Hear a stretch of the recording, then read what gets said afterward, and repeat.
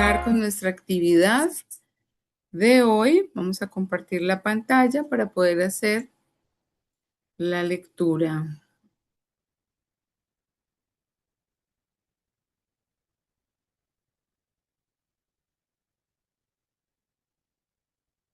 Un momento, por favor.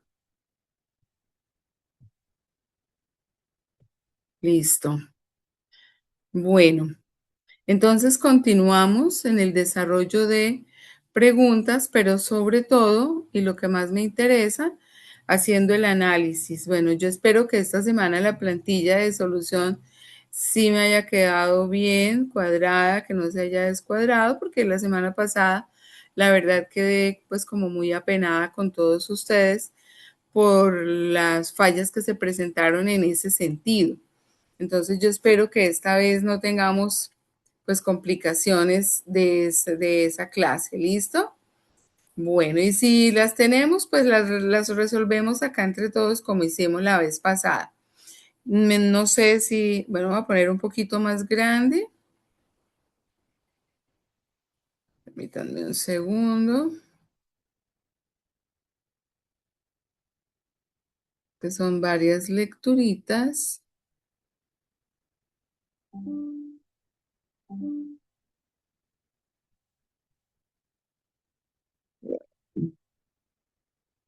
Vamos a darle entrada aquí a las personas que están ingresando.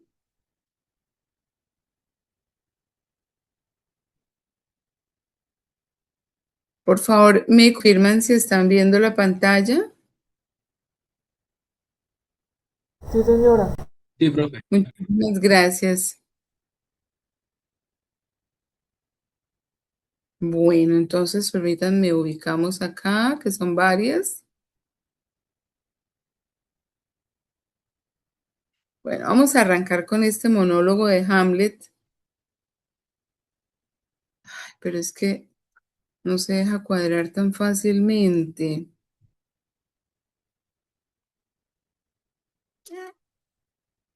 Vamos a ver.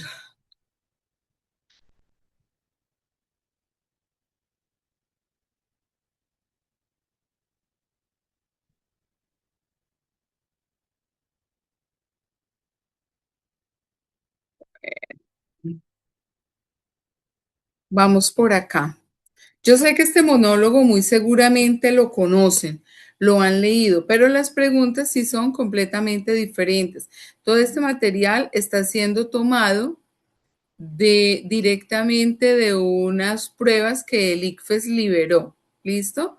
Entonces, por eso sé, estoy segura que lo han leído y que lo han trabajado, pero también sé que las preguntas particulares de hoy no las han hecho porque las diseñamos con un equipo de docentes que trabajamos en esto de preparación de pruebas. ¿Listo? Eso me da la garantía de que no se han hecho. Entonces, vamos a hacer esa lectura del monólogo de Hamlet y pues mi intención es dejarles esto de un tamaño que se pueda ver toda la prueba, pero que también puedan, es que me da miedo bajar el tamaño, ay, ya sabía yo que iba a pasar esto. Y que una vez vean todas las preguntas para que puedan solucionar. No sé si la dejo de ese tamaño, ustedes alcancen a ver y le hacen zoom con sus propios computadores o sus propios celulares. ¿Con ese tamaño alcanzan, Sí, chicos? señora. Si uno le Ah, hace zoom, bueno, sí, señora. Pues perfecto, en el celular. gracias. Perfecto, bueno, entonces tenemos este texto y esas tres preguntas. Entonces vamos a tomarnos unos 2 minutos, 3 minutos para leer y responder. ¿Listo? Entonces comenzamos. De manera silenciosa van a ir leyendo y van a resolver.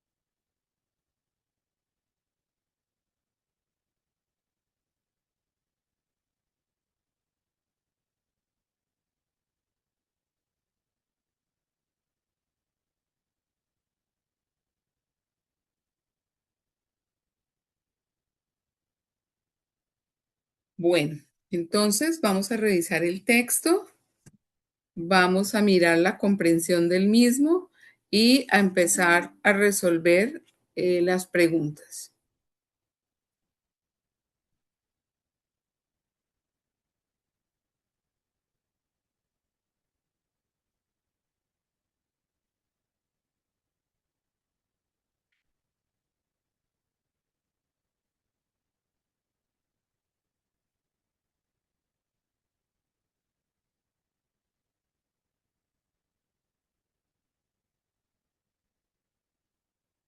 ¿Qué es un monólogo? ¿Quién quiere responder? Un monólogo es tipo un ejercicio de oratoria en donde solamente se dirige a uno mismo, ¿no? Como habla solamente usted. Ujú. Es un diálogo consigo mismo, ¿no? Bueno, muy bien. Entonces, monólogo de Hamlet. Hamlet dice ser o no ser, esa es la cuestión. ¿Qué es más noble? Permanecer impasible. ¿Cuál sería el significado de impasible? Apático. Apático. ¿Qué otra?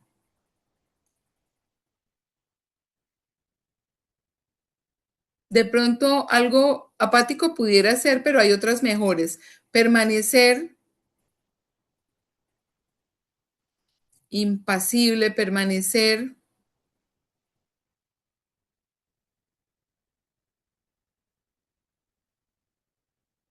Chicos, ¿qué otra cosa pudiera significar impasible? Pueden buscarla. Permanecer.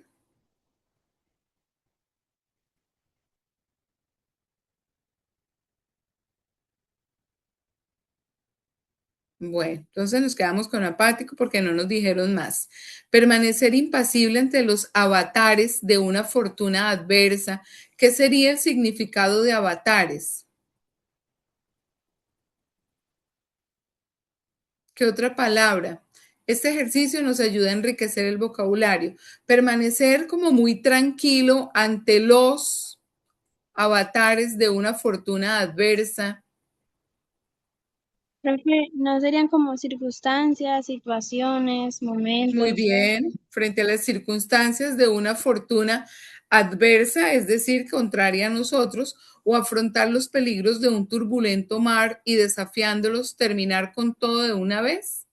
Morir es dormir, nada más. Y durmiendo se acaban la ansiedad y la angustia y los miles de padecimientos de que son herederos nuestros míseros cuerpos.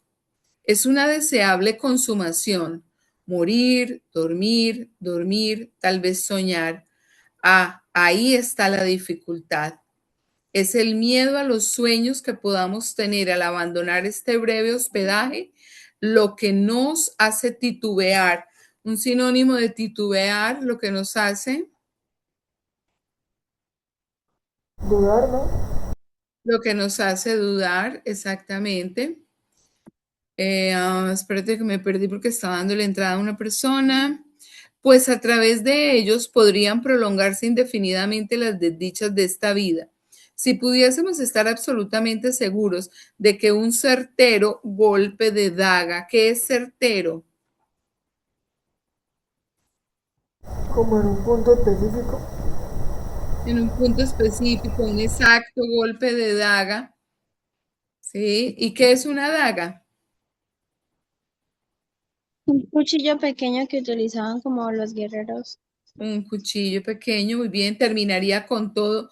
¿Quién soportaría los azotes y desdenes del mundo? ¿Qué significa desdenes? Un Creo que es sinónimo de como desdenes. agonía, pesares, miserias. Desprecios también, ¿no? Bueno, me perdí. Como lo malo, Desdenes sí. del mundo. ¿Cómo? Bueno, la injusticia de los opresores, los desprecios del arrogante, el dolor del amor no correspondido y los palos, no mentiras, la desidia de la justicia. ¿Qué significa desidia? O un sinónimo de desidia,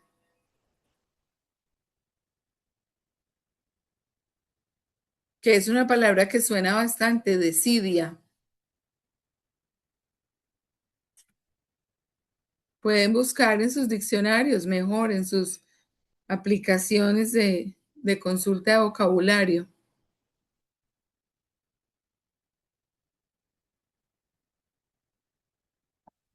La desidia de la justicia, ¿a qué hace referencia con desidia de la justicia? Dice que abandono, falta de... como la falta de importancia. Muy bien, el abandono, la falta de importancia, el descuido de la justicia. Ya me perdí. La insolencia de los ministerios y los palos inmerecidamente recibidos.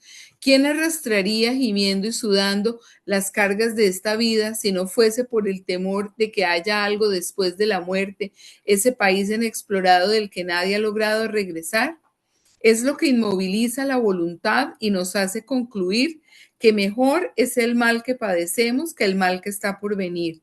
La duda nos convierte en cobardes y nos desvía de nuestro racional curso de acción. Pero interrumpamos nuestras filosofías, pues veo allí a la bella Ofelia, ninfa de las aguas, perdona mis pecados y ruega por mí en tus plegarias. Bueno, esto es tomado de la obra de Shakespeare, de Hamlet. Y la primera pregunta le apunta a cuál de las siguientes afirmaciones se sostiene más directamente en el texto.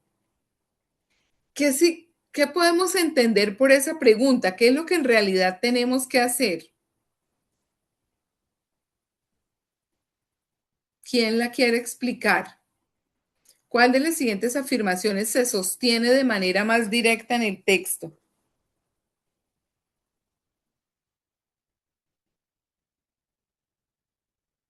Sí Como entendemos la pregunta, que ella está, analizar pues lo que dijo cada compañero. ¿verdad? No te entendí. Profe, analizar lo que dijo el compañero, o sea, analizar lo que dice Hamlet. Bueno, nos dan 4 afirmaciones. Una de esas afirmaciones puede sustentarse mucho más directamente a partir del texto que las otras. Recuerden que una de las reglas que hemos visto es que todo lo que se responda o que las respuestas correctas tienen su sustento en el texto. Entonces, Hamlet considera que enfrentar los peligros de la vida es, en cualquier caso, más honorable que decidir la muerte. Hamlet valora la muerte como un descanso deseable, pero reconoce que el miedo a lo que pueda existir después lo detiene. Hamlet se inclina por la muerte solo cuando contempla la posibilidad de un sueño placentero que lo libre del sufrimiento. Hamlet concluye que la justicia de los hombres es tan imperfecta que la muerte resulta la única vía para escapar del dolor. Entonces les voy a pedir, como hemos hecho en otros momentos, que vayan respondiendo en el chat, pero que me respondan de una vez las 3 preguntas. ¿Sí? 1 tal letra, 2 tal letra, 3 tal letra, para que ahorita que bajemos podamos hacer la revisión de todas. Voy a darle entrada aquí a unos estudiantes y ya seguimos leyendo las otras preguntas. La segunda pregunta dice, a partir del razonamiento de Hamlet, ¿qué puede inferirse como la función principal del llamado miedo a los sueños dentro de su reflexión? Es decir, ¿qué conclusión podemos sacar a partir de su razonamiento frente a ese miedo a los sueños? Introducir la idea de que la imaginación humana crea sufrimientos innecesarios. Explicar por qué la incertidumbre sobre lo que hay después de la muerte paraliza su decisión de actuar. Sostener que los sueños son en sí mismos una extensión de las desdichas de la vida. Plantear que el descanso absoluto solo sería posible si se logra dormir sin soñar. Y la tercera pregunta, desde una perspectiva crítica, ¿qué juicio es más adecuado sobre la postura de Hamlet en este monólogo? Esta es una pregunta crítico-valorativa, ¿no? ¿Qué juicio es el más adecuado frente a la postura de Hamlet? Su reflexión es profunda y honesta, pues reconoce la complejidad de decidir entre alternativas cuyos resultados son inciertos e irreversibles. Su razonamiento es sofista, porque alarga innecesariamente la duda para evadir la responsabilidad de actuar. Su visión es pesimista y coherente, ya que considera que toda acción humana conduce inevitablemente al sufrimiento. Su argumento es contradictorio porque busca justificar la muerte mientras afirma temer las consecuencias de ella. Entonces, los invito a pensar muy bien las respuestas y a que me las escriban en el chat.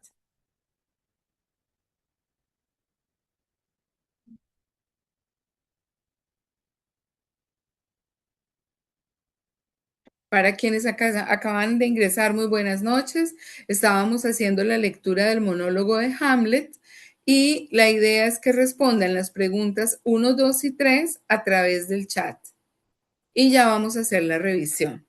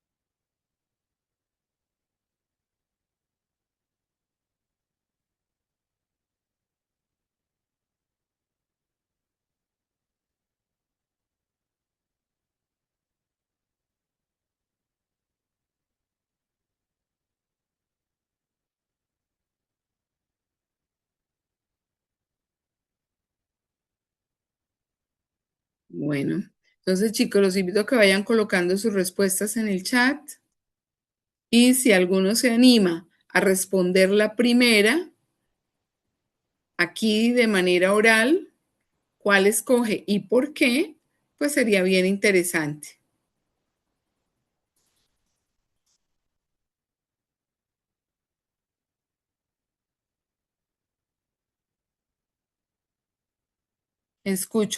Escucho a los valientes.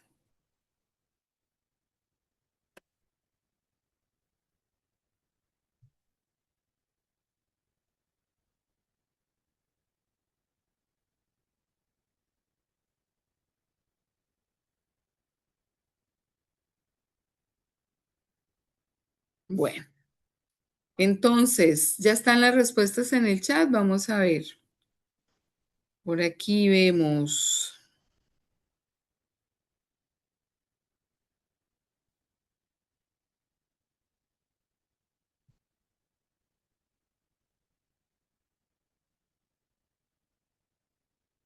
Bueno, tenemos muy bien. Aquí un estudiante nos colocó las razones.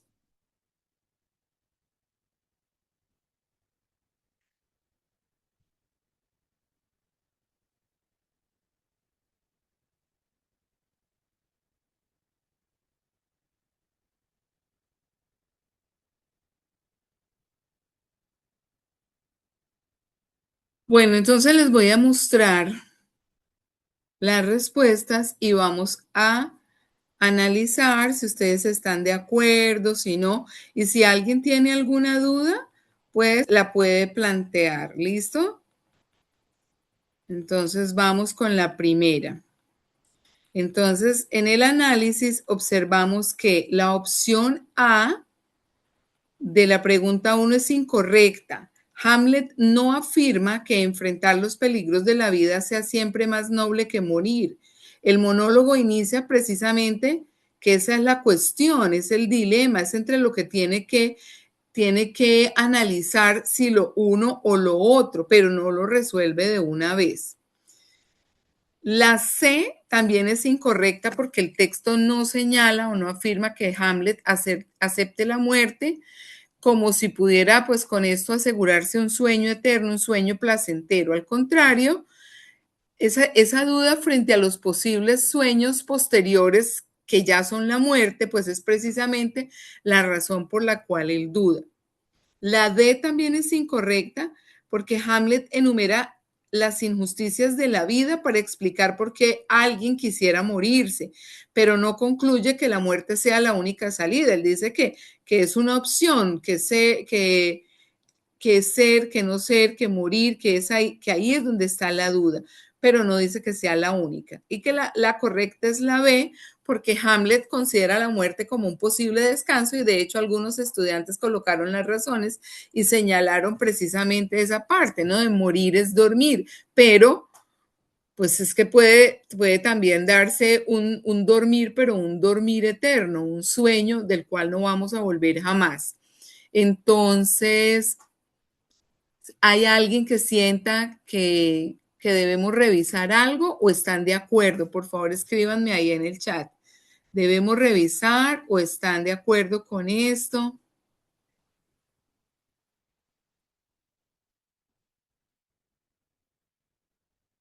Bueno, vamos a ver aquí en el chat.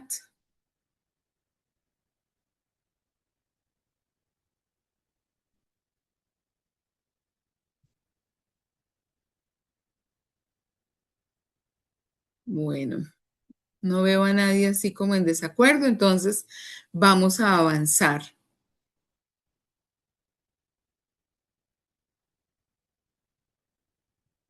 Vamos con la siguiente pregunta. La siguiente pregunta tiene como respuesta correcta también a la B. La expresión miedo a los sueños funciona como una metáfora, como una comparación del temor a lo desconocido después de la muerte. Ese miedo es el que explica por qué Hamlet afirma que las personas soportan los males presentes antes que enfrentarse a un destino incierto. Le tenemos mucho miedo a lo que no conocemos, le tenemos mucho miedo a ese que vendrá después de. De hecho, el texto concluye que esa incertidumbre es la que hace que se nos paralice la voluntad y pues es la que hace que el curso de la acción, de lo que se pretende hacer, pues no se dé, porque ya somos conscientes que no sabemos qué nos espera y pues eso es lo que nos atemoriza. Pregunto, ¿hay alguien que tenga dudas frente a esta o es clara? Profe, Señor. ¿puedes subir al texto un momentico, por favor? Sí, sí, señor. Vamos a ver. Es que rápido no se puede, es un poquito complicado por el tipo de programa en el que las hago, que es en Canva. Ok. Bueno, ahí ya. Es que, a ver, en esa yo coloqué la C porque desde el apartado en donde se nombra lo de miedo a los sueños, de manera literal lo dice en el texto. O sea, pues a través de ellos podrían prolongarse indefinidamente las desdichas de esta vida, que es Ujú. prácticamente lo mismo que dice la C. Pero Entonces, es que pues no le aquí, busqué. Ujú. no, sigue, ya te digo, sigue. Es que no le busqué mucho más análisis, sino que me centré justamente en esa parte. Quizás Pero me mira qué faltó nos leer, pregunta. Revisa la pregunta, ¿qué nos dice? inferirse, sí. Inferir, ¿cierto? Ahí no nos pide que localicemos una información tal cual, no es una lectura literal, sino es una lectura inferencial. Ese miedo a los sueños o ese sostener que los sueños son en sí mismo una extensión de las desdichas de la vida, de, ¿por qué es? ¿Sí? Es que ¿a qué lleva eso? Entonces no se trata de una lectura literal, sino inferencial. ¿Sí te quedaría claro ahí? Sí, sí, sí, ya me queda mucho Ok, más claro. Sería más como para despistarnos porque pues está literalmente en el texto, exacto. pero lo confunde ¿Sabes a a qué uno, me pero apunta sobre todo esto? A que nos fijemos qué nos pide la pregunta, porque a veces nos perdemos es ahí, ¿sí? ¿Qué nos ok, pide? profe. ¿Qué tipo de lectura tenemos que hacer? Pero está súper bien tu planteamiento. De hecho, Ok, pues quería que lo está bien. hicieran. Muchas Sino gracias. que estoy tratando de hacer como una dinámica que sea más rápida para resolver más preguntas, porque a veces nos quedamos demasiado en un mismo texto y en una misma pregunta. ¿Listo? Bueno, y la tercera pregunta dice, desde una perspectiva crítica, y yo les enfatizaba cuando leí esto al comienzo que esta es crítica valorativa porque no se contesta igual que las de inferencia y no se contesta igual que las literales. Desde una perspectiva crítica, ¿qué juicio es el más adecuado sobre la postura de Hamlet en este monólogo? Su reflexión es profunda y honesta, pues reconoce la complejidad de decidir entre alternativas cuyos resultados son inciertos e irreversibles, o su razonamiento es sofista, y ahí nos explican por qué es sofista, porque alarga innecesariamente la duda para evadir la responsabilidad de actuar, o sea, le saca el cuerpo a la actuación. Su visión es pesimista y a la vez es coherente, ya que considera que toda acción humana conduce inevitablemente al sufrimiento, y la de su argumento es contradictorio porque busca justificar la muerte mientras afirma temer las consecuencias de ella. Vamos a ver el chat. Voy a bajar acá por el cuadro y vamos a ver el chat que contestaron. ¿Hay alguien que quiera participar en esta? ¿Que quiera hablar? ¿Contarnos cuál fue el análisis que hizo?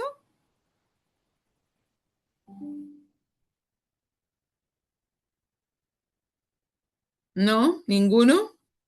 Entonces vamos a ver acá que la correcta es la respuesta A. Hamlet desarrolla, bueno, Hamlet desarrolla un razonamiento profundo sobre un problema existencial, ¿sí? Que es el de la muerte, el de tomar la decisión de morir, ¿no? La muerte por mano propia. Antes de decidir, examina las consecuencias de cada alternativa y muestra que esa duda puede afectar la capacidad de actuar. Es que como no sé si realmente morirse a dormir, pero ese dormir vaya yo a volver de él o no, y cuáles van a ser esos sueños que voy a tener, pues es lo que hace que esa reflexión, pues lo lleve a hacer ese razonamiento profundo. La B, la C y la D son incorrectas. En la B, sí Hamlet permanece en la duda, pero el texto no permite afirmar que utilice el razonamiento únicamente para justificar su inacción. No es que no me quito la vida y la excusa es esta, no. Él plantea un problema filosófico y como todo problema filosófico, pues analiza las partes del mismo. La C, Hamlet describe los sufrimientos propios de la existencia humana, pero nunca afirma que toda acción, toda, esa es una pregunta absolutista, totalitaria, conduzca inevitablemente al sufrimiento. Y ya sabemos que esas respuestas totalitarias, pues casi nunca son. Y la D, no existe contradicción entre considerar la muerte como un posible descanso y al mismo tiempo temer sus consecuencias desconocidas. Es precisamente la tensión que existe entre esos dos, como esas dos posiciones, la que constituye el núcleo de ese razonamiento de Hamlet. ¿Hay alguien que tenga aquí alguna duda frente a lo que contestó?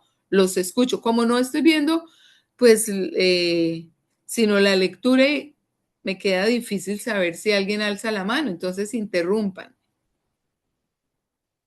si hay alguna duda. Y si las tres les quedaron perfectas, pues los felicito. Profe, yo sí en la 3 sentí que la respuesta era la D, porque en parte sí había una contradicción, o sea, él decía, pues la muerte será el caso algo bueno, o sea, para dejar de sufrir y toda esa injusticia que vivimos vivos, pero luego se contradice, no, pero ¿qué tal que no? Porque ¿qué tal que muramos y luego soñemos cosas horribles y cuando estemos muertos agonicemos más? ¿Cuál Entonces es sentí tu como que nombre? Que no lo alcanzo a Isabela, ver. Isabela, mi nombre lo es que pasa Isabela. es que reflexionar frente a algo y verle las diferentes aristas o los diferentes puntos de vista no es que sea una contradicción.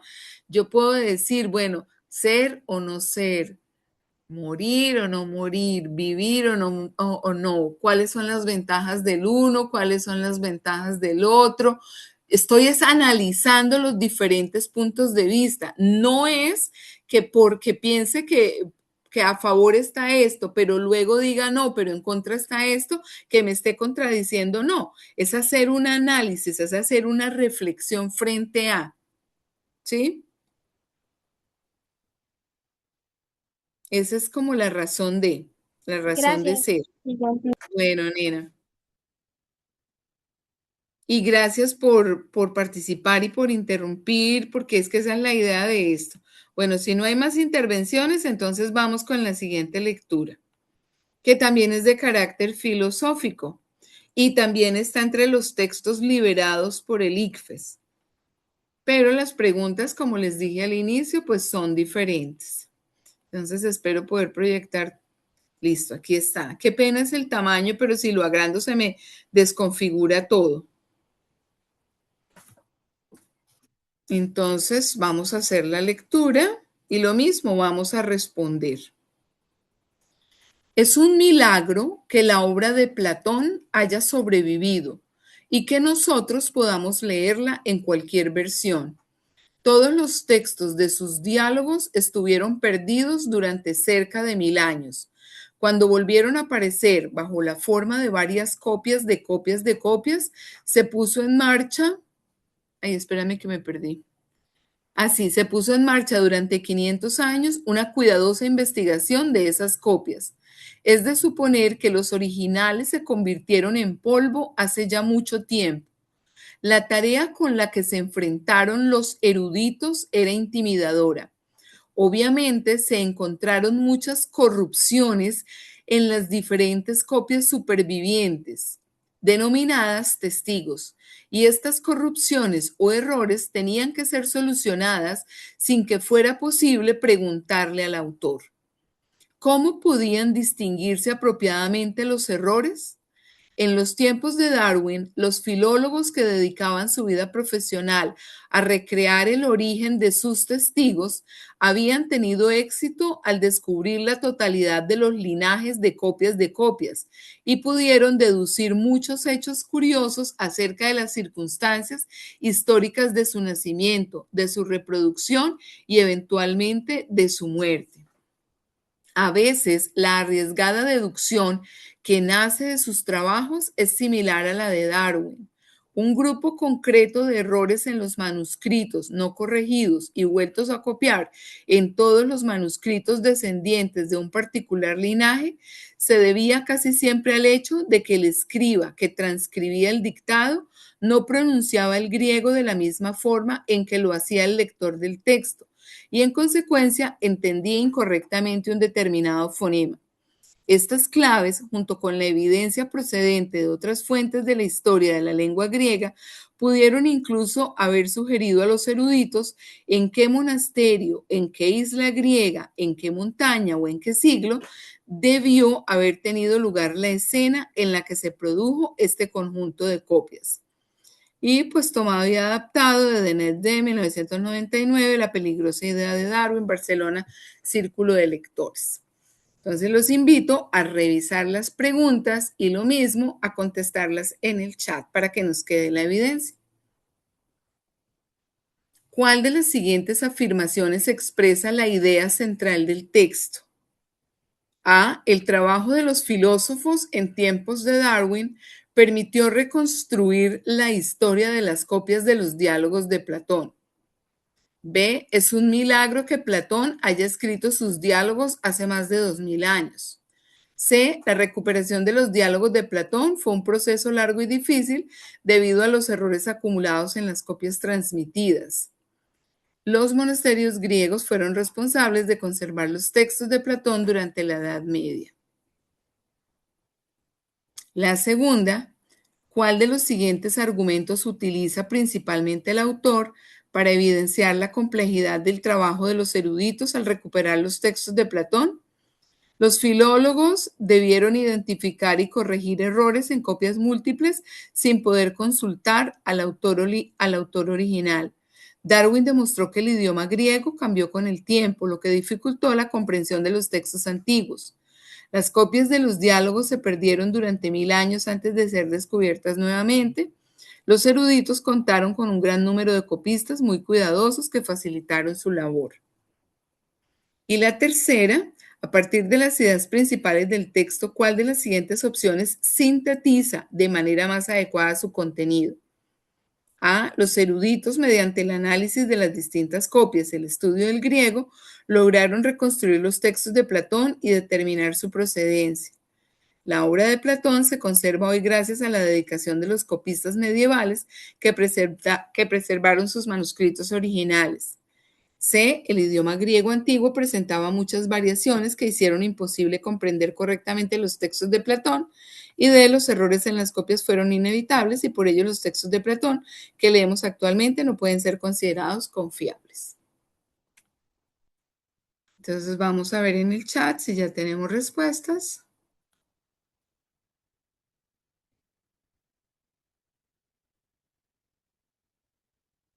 Bueno, por aquí ya tenemos algunas. Bueno, una específicamente. Dos.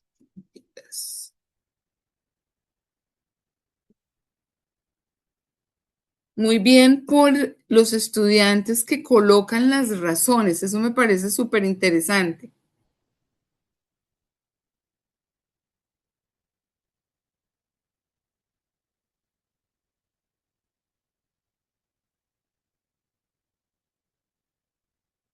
Bueno.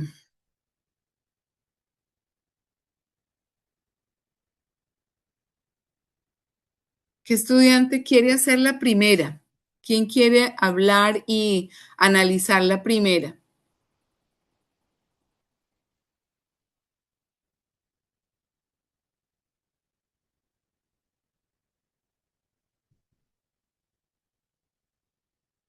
¿O quién me quiere decir si Darwin, el biólogo, el que saca sus teorías de la evolución, vivió en los mismos tiempos que Platón? Porque aparecen Darwin y Platón acá, esos dos personajes en un mismo texto. Me gustaría escuchar qué piensan ustedes.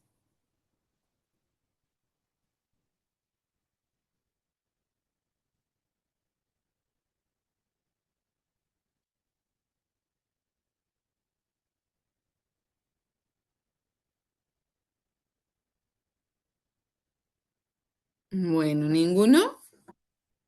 Pues, Dale. pues para mí la primera es la C. ¿Por qué razón? Más que todo por descarte, profe, porque pues una afirmación que expresa la idea principal del texto, ¿no? O sea, la idea central. Si nos vamos por la, dice, el trabajo de los filólogos en tiempos de Darwin permitió reconstruir la historia de las vías de diálogos de Platón. Yo que me acuerdo en el texto, pues, en momentos se afirma que se construyó, que se logró construir. Se te Solamente oye se nos entrecortado. está...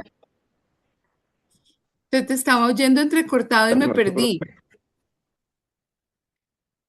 Ya se me escucha mejor. Sí, ya, ya. En el texto se nos explica de que los eruditos y demás, o sea, pues son mismos dicen que en la época, entonces nos hacen los ejemplos con los eruditos de que fue muy complicado para ellos y asimismo también hubo muchos errores por parte de los escribas a la hora, pues, literalmente de escribir, ya que no entendían el griego de la misma manera. Ok. Entonces, para mí lo que la diría de manera directa sería la que dice la recuperación de los diálogos de Platón fue un proceso largo y difícil debido a los errores acumulados Ok. en las copias a mediados. O sea, es para mí la más concreta entre todas esas opciones que están ahí. Vale, muchas gracias. Ya vamos a ver si eso es así. Y en la segunda, ¿tú cuál marcaste? O si hay otro compañero que nos quiera ayudar. Una marqué la A, En la segunda marcaste la A, ¿por qué razón? porque, o sea, en el texto dice que los eruditos, el trabajo que tuvieron que tener para poder llegar al menos con los denominados testigos, ¿no? Y obviamente las copias de esos textos, pues tuvieron que pues saber en qué monasterio, bueno, como se dice ahí, en muchas cosas tuvieron que buscar para poder saber el lugar en lo que se había producido pues las obras de Platón.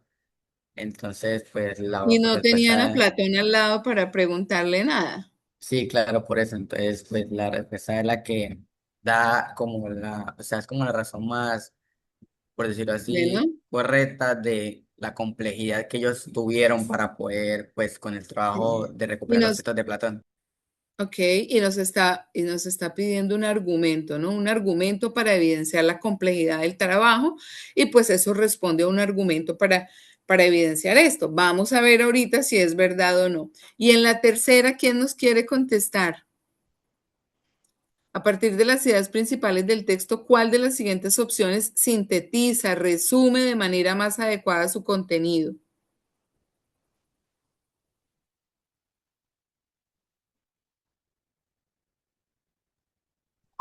Profe, Sí, para mí esa tercera es la D, esa es la B. porque ¿Por pues qué? la que de la D, A, D de dedo. porque la ¿Por A, qué? la B y la C son partes del texto, más sin embargo, siento yo que la D es la única que acapara a las otras opciones. O sea, Ok, es como, o sea, obviamente es síntesis, pero siento que es la única que realmente acapara eso, porque digamos es como que decimos la respuesta B, entonces planteamos de que porque sí sería, entonces ahí saldría C, B y A, que justificarían por qué la D sí ok. sería, entonces O sea, las está encierran predeterminado. las otras. Bueno, vamos a ver. Entonces vamos con Sí, la primera que creo que tú mismo fuiste el que dijiste que la primera era la C y efectivamente es la C y aquí está la explicación. Esta opción recoge la idea central del texto. La recuperación de los diálogos de Platón fue un proceso largo y complejo debido a las alteraciones acumuladas en las sucesivas copias. Copia tras copia ya venían con errores, ¿no? Y eso hizo que tuviesen los filólogos que ponerse a identificar y corregir los errores para acercarse a lo que fue el original de Platón. En la segunda, otro compañero nos señaló que la correcta era la A. El autor explica que la complejidad del trabajo de los eruditos consistía en identificar y corregir errores presentes en múltiples copias y pues obviamente que al no tener acceso a los originales ni poder consultar al autor, pues se hacía más complicado el trabajo. Y la tercera,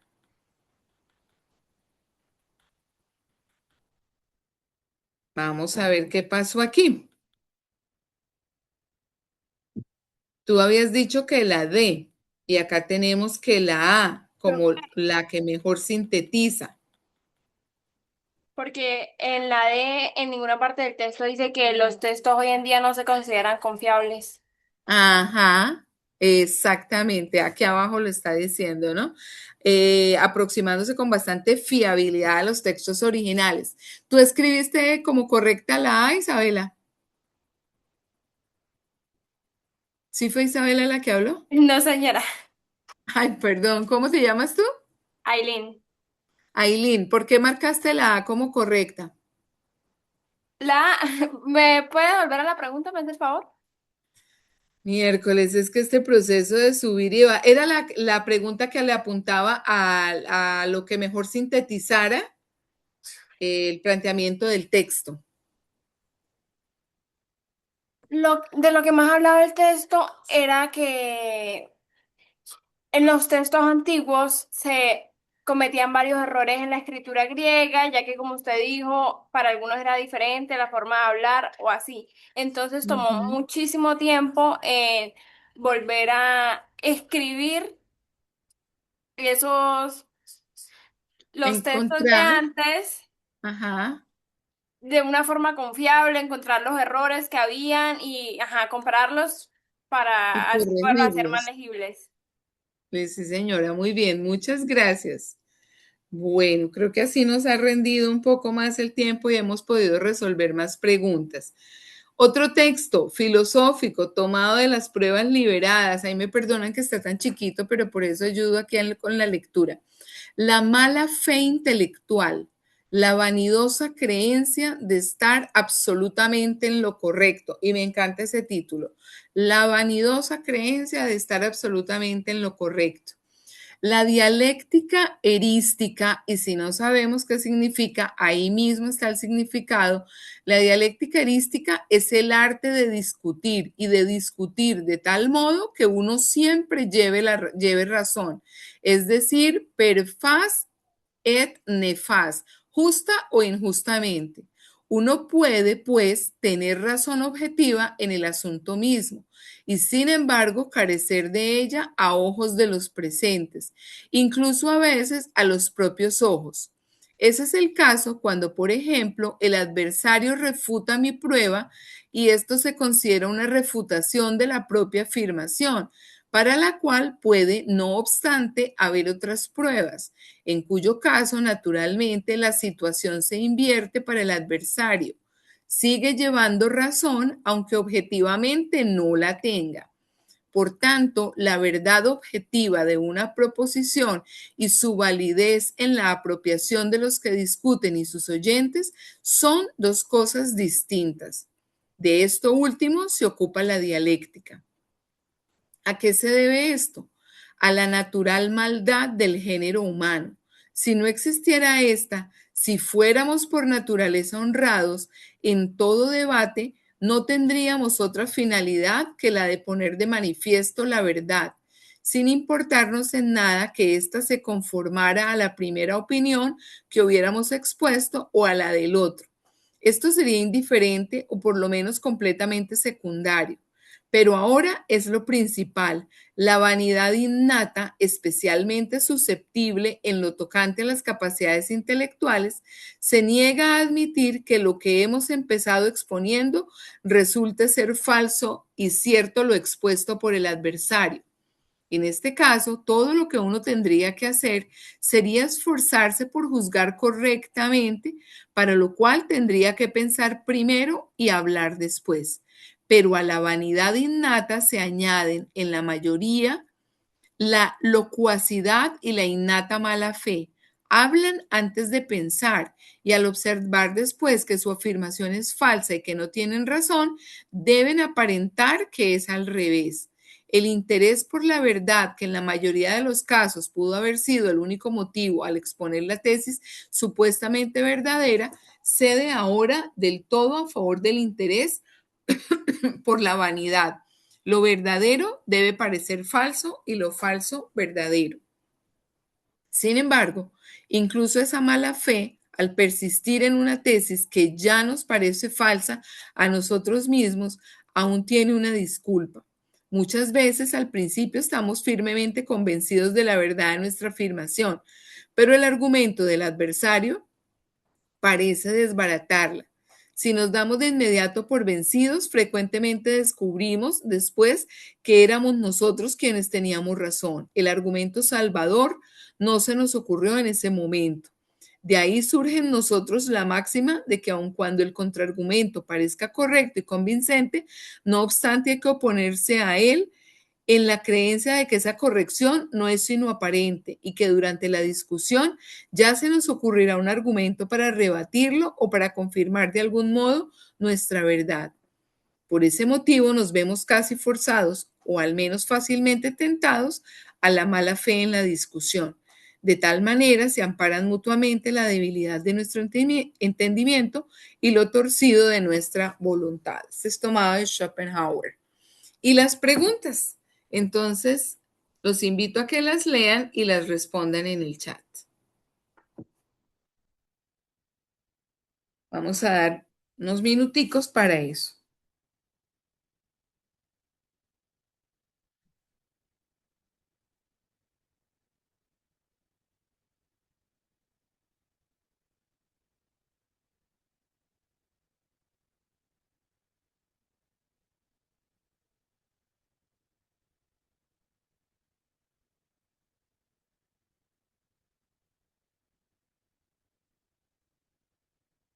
Bueno, y chicos muy rápidos que ya contestaron.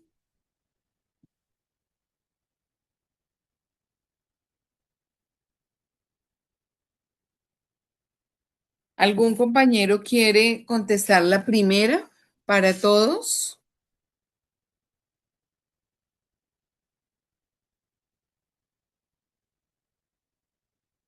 Hay algunas voces que a veces participan y hoy no las he escuchado.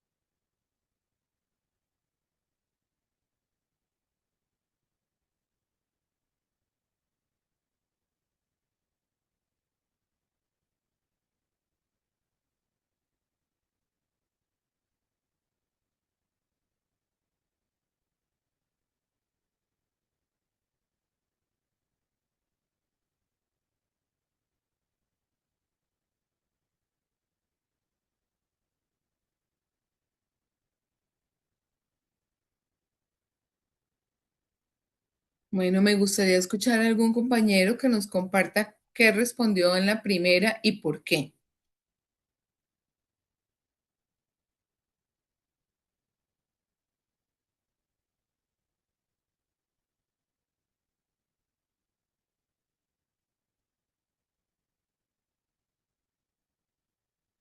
¿Ninguno?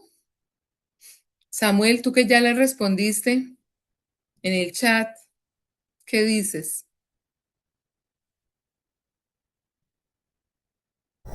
Profe, yo diría que la primera sería la B, profe, la mala fe Léela, intelectual. la proposición.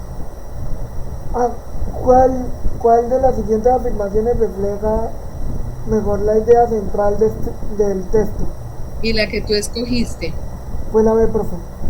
La léela. mala fe, la, la mala fe intelectual impulsada por la vanidad hace que las personas prefieran tener razón ante los demás que buscar la verdad. Ok, ¿tú crees que esa afirmación es la que refleja mejor la idea central del texto? Señor. Bueno. ¿Y en la segunda qué marcaste? Lee la pregunta y nos cuentas.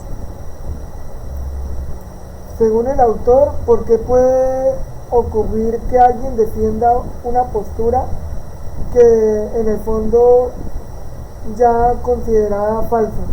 Ya considera falsa. ¿Por qué crees tú, de acuerdo con lo que señala el texto, que alguien, a unas sabiendas de que está equivocado, siga defendiendo su postura errada? Eh, yo en la 2 señalé, profe, también señalé la B, ¿La porque, ve? porque teme admitir su error sea interpretado como una derrota personal. ¿Eso lo dice el texto? ¿O eso es una inferencia que tú haces, una suposición? Pues, pues se puede tomar como inferencia leyendo el texto. ¿O algo que de pronto tú crees que pasa y que es una de las razones por las cuales la gente sigue de manera terca defendiendo una idea? Puede ser. Revisa el texto a ver si el texto lo dice, ¿listo? O si lo puedes inferir de ahí, o si habrá alguna otra que sea mejor.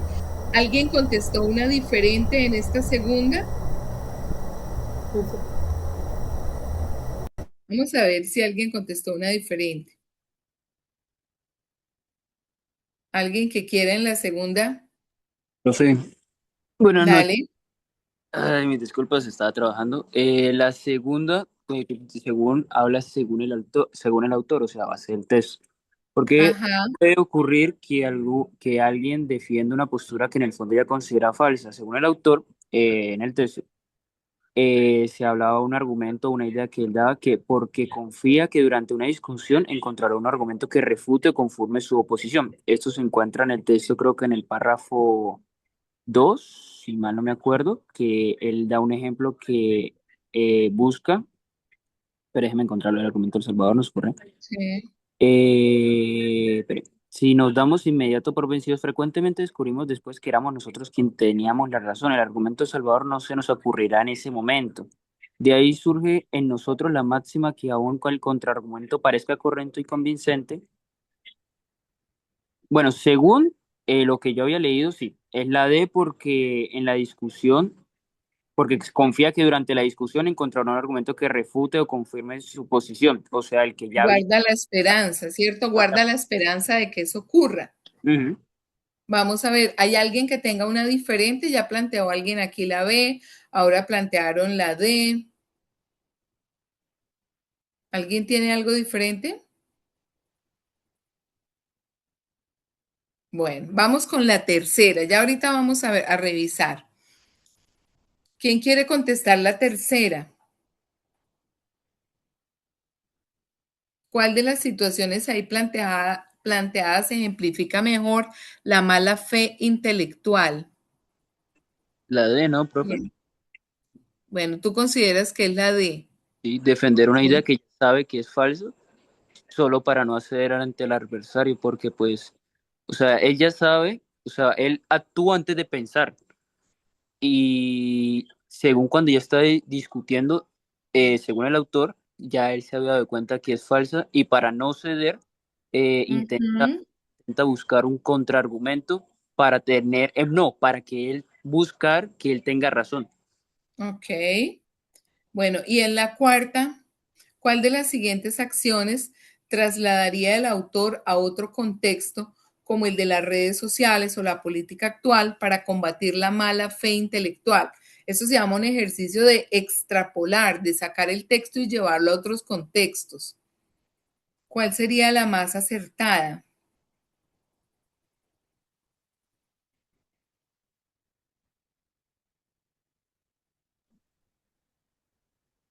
Eh, la A, ¿no? Privilegiar la búsqueda de la verdad por encima, no. ¿Cuál de las siguientes acciones trasladaría el autor a otro contexto como el de las redes sociales o la política para combatir la mala fe? Tú dices que la A, ¿sí? Mm, Bueno, entonces vamos a revisar y ah, con esto terminaríamos el ejercicio de hoy con la revisión de estas 4 preguntas. Vamos a ver qué tan acertados estuvimos. En la primera pregunta, la B, el autor sostiene que la vanidad y la mala fe intelectual llevan a muchas personas a privilegiar el deseo de no perder una discusión sobre la búsqueda de la verdad. Esa es la tesis que articula todo el texto, eso es lo que ha pretendido defender y explica pues todo lo que se hace en torno a buscar tener la razón en un argumento, aun cuando ya sepamos que no lo es. La segunda, el autor explica que una persona puede continuar defendiendo una postura que ya considera falsa porque teme admitir el error, que teme que admitir el error signifique una derrota pública o un menoscabo de su prestigio. La vanidad hace que prefiera aparentar tener razón antes que reconocer la verdad. Aunque la opción habla de que el error sea interpretado como una derrota personal, esa formulación recoge adecuadamente el sentido del texto, que era un poco lo que estaba tratando de hacerlos dudar cuando les pregunté. Ahí se me fue. Pero una pregunta, profe, ¿podría Señor, mostrar la segunda? sí, porque la respuesta, creo que lo que decía en la I era la B en las preguntas de arriba. entonces, ¿será que se nos corrió en esta? Vamos a ver. Porque la revisé y la revisé, pero pudo pasar. Espérate un segundo. Dios mío, volvamos para arriba. Ay, lentamente.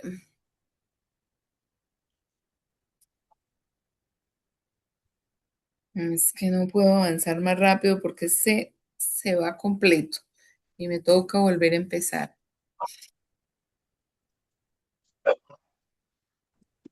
Ah, pero espérate que nos corrimos, ¿no? Ya voy más arriba. Ya voy por los de Darwin. La mala fe intelectual. ¿Cuál pregunta era la de la duda? La 2. Profe, la 2. La Porque 2, según el autor, ¿por qué puede ocurrir que alguien defienda una postura que en el fondo ya considera falsa? Porque espera que la verdad será reconocida más adelante por la mayoría, porque teme que admitir su error será interpretado como una derrota personal, porque no dispone de suficientes argumentos para sostener otra posición, porque confía en que durante la discusión, sí, ahí yo creo que sí se nos movió la plantilla porque la correcta es la D, porque confían que durante la discusión y el argumento ahí aparece y el compañero cuando la defendió lo dijo bien. Entonces sí, nos quedamos con la 2, la D. La 3, de acuerdo con el texto, ¿cuál de las siguientes situaciones ejemplifica mejor la mala fe intelectual? Defender una idea que ya se sabe falsa solo para no ceder ante el adversario. Nos quedamos con la D también. Y en la cuarta, ¿cuál de las siguientes acciones trasladaría al autor a otro contexto como el de las redes? Efectivamente es privilegiar la búsqueda de la verdad. Eso es lo que se tiene que buscar, no es tanto el que yo imponga mi razonamiento porque creo que tengo la razón, aun cuando ya sepa que los otros, pues, me hicieron caer en cuenta de mi error, ¿no? ¿Listo? Bueno, chicos, muchísimas gracias por su atención. Espero que tengan una feliz noche y ya la próxima semana siguen teniendo clase de esto o ya van a descansar antes de la prueba. se supone que nos habían comentado que íbamos a tener unas clases en la noche que era de 6 a 10 de la noche. Peladas. Ay, trasnochón. Sí, señora, entonces vamos a estar en eso y Ah, ¿cómo es que se llaman las veladas? Ellos sí, llaman las veladas. Ah, bueno, chicos, entonces si nos vemos, perfecto, y si no, desearles lo mejor. ¿Listo? sí, señora. Listo, profe. Bueno, que descansen. Cuídense. Chao, chao. Chao.